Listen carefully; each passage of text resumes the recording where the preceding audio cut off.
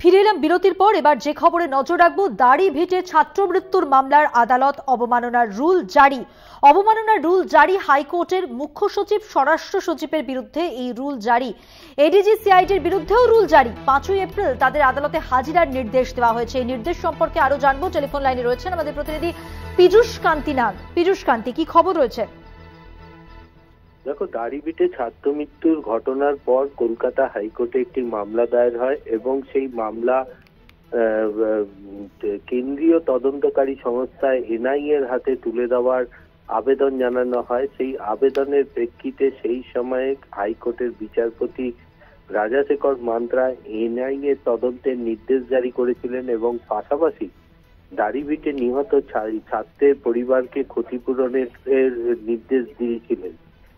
সেই নির্দেশ 10 মাস হয়ে গেলেও কোনো রকম ভাবে পালন না হওয়ায় ফের আদালত অবমাননার দায়ের হয়েছে। মামলা দায়ের হয় কলকাতা হাইকোর্টে। এই মামলার শুনানি চলাকালীন বিচারপতি দেখেন 10 মাস অতিক্রান্ত হয়ে যাওয়ার পরেও এখনো পর্যন্ত সিআইডির তরফ থেকে তদন্ত সংক্রান্ত কোনো কাগজ এনআইএ এর হাতে তুলে দেওয়া হয়নি।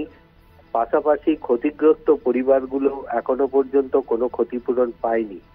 এতেই বিচারপতি রুষ্ট হন এবং তৎক্ষণাৎ বিচারপতি রাজাশেখর মান্তা রাজ্যের মুখ্য সচিব, স্বরাষ্ট্র সচিব এবং ডিআইজি সিআইডির বিরুদ্ধে আদালত অবমাননার রুল জারি করেন।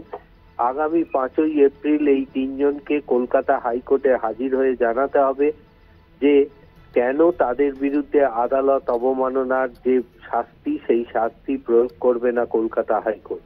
মধুবন্তী। ধন্যবাদ পীযূষ কান্তি। কথা বললাম আমাদের প্রতিনিধি পীযূষ কান্তি নাগের সঙ্গে।